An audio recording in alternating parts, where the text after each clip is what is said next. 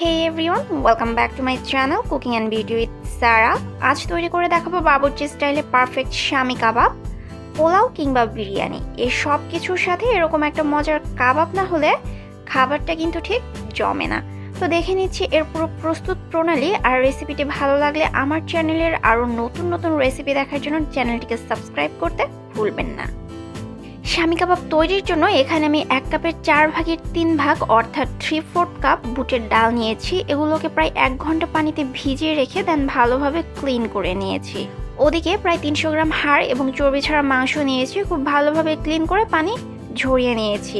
এতে ভালোভাবে ধুয়ে নেওয়া বুটের ডাল দিয়ে দিচ্ছি। সেই সাথে আরও দিয়ে দিচ্ছি প্রায় 7 থেকে 8 কোয়া রসুন, 1 চা চামচ আদা বাটা, হাফ কাপ পেঁয়াজ কুচি, 6 থেকে 7টা আস্ত কাঁচামরিচ। এদিকে আছে একটা তেজপাতা, 1 টুকরো দারচিনি, 4টা সাদা এলাচ, স্বাদমতো লবণ, 1 চা চামচ লাল মরিচ গুঁড়া, 1 চা চামচ হলুদ গুঁড়া, 1 চা চামচ ধনিয়া গুঁড়া আর 3টা আস্ত শুকনা মরিচ। এবার এই সব কিছুকে অ্যাড করে দিচ্ছি। একটু হাত দিয়ে সব কিছুকে মাখিয়ে নিচ্ছি। একটা হাঁড়ি বসিয়ে দিয়েছি, এতে মাখানো মাংস এবং ডাল দিয়ে দিলাম। সেই সাথে প্রায় 2 কাপ পানি দিয়ে দিলাম। এবার ঢাকনা দিয়ে ঢেকে মিডিয়াম আঁচে সিদ্ধ করে নেব। প্রায় 20 মিনিট হয়েছে, অনেকটা পানি এখনও আছে, ডালও খানিকটা সিদ্ধ হয়ে গেছে। আবারও ঢাকনা দিয়ে ঢেকে দিচ্ছি এবং পানিটা পুরোপুরি টেনে আসা পর্যন্ত মিডিয়াম আঁচে রান্না করব। যেহেতু মাংসের টুকরোগুলো ছোট করে কেটে নিয়েছি, এজন্য সিদ্ধ হতে বেশি সময় লাগবে না। আরও 15 থেকে 20 মিনিট পর পানিটা প্রায় সম্পূর্ণ টেনে এসছে। মাংস এবং ডাল প্রপারলি সিদ্ধ হয়ে গেছে। এবার এগুলোকে ঠান্ডা করে একটা স্মুথ পেস্ট তৈরি করে নেব।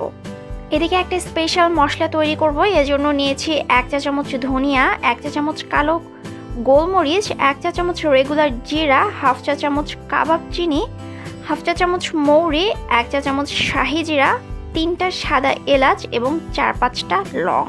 আমি যেসব ইনগ্রিডিয়েন্টস ব্যবহার করেছি এবং যে প্রপোর্শনে ব্যবহার করেছি সব কিছু ডিটেইলে ডেসক্রিপশন বক্সে পেয়ে যাবেন। একটু কষ্ট করে চেক করে নেবেন। প্যানে 1 টেবিল চামচ তেল দিয়ে গরম করে নিয়েছি। এবার এতে সব গোটা মশলাগুলো দিয়ে ভেজে নিব যতক্ষণ একটা সুন্দর অ্যারোমা বের হয়ে গেছে। এগুলো ঠান্ডা করে গ্রাইন্ড করে নিব। একটা মিক্সিং বোল নিয়ে দিয়ে দিচ্ছি কুচি করে কাটা কাঁচামরিচ 1 চামচ, 1/3 কাপ ধনিয়া পাতা, সেগুলোকে আমি খুব ভালোভাবে কুচি করে নিয়েছি, হাফ কাপ পেঁয়াজ বেরেস্তা। এবার সব কিছুকে হাত দিয়ে একটু কচলে মেখে নিব। এবার যে স্মুথ পেস্ট তৈরি করে রেখেছিলাম সেগুলো দিয়ে দিচ্ছি, দিয়ে খুব ভালোভাবে মিশিয়ে নিচ্ছি। এখন দিয়ে দেবো একটা ডিম আর 2 পিস পাউরুটি, যেগুলো পানি দিয়ে ভিজিয়ে নিংড়িয়ে নিয়েছি। দেন অ্যাড করছি সেই স্পেশাল মশলাটা। সম্পূর্ণটা নিয়ে সব কিছু একত্রে খুব ভালোভাবে মিশিয়ে নেব।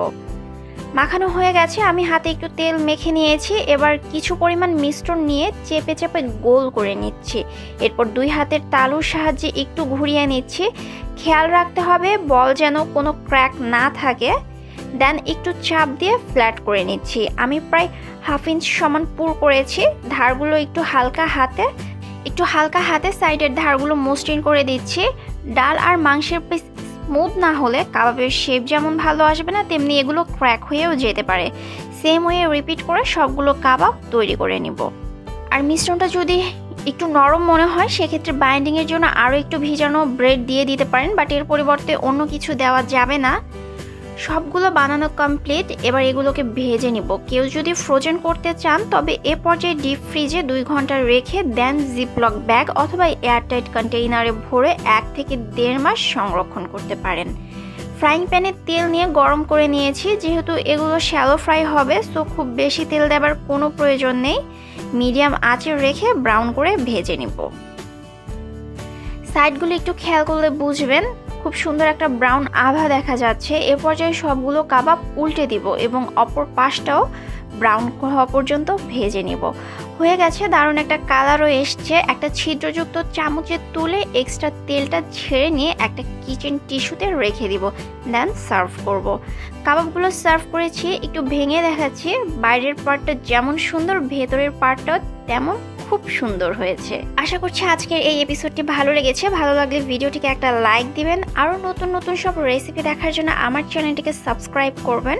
ফলো করতে পারেন আমার Facebook page cooking and beauty with Sara. দেখা হবে নেক্সট এপিসোডে। ততক্ষণ পর্যন্ত আল্লাহ হাফেজ।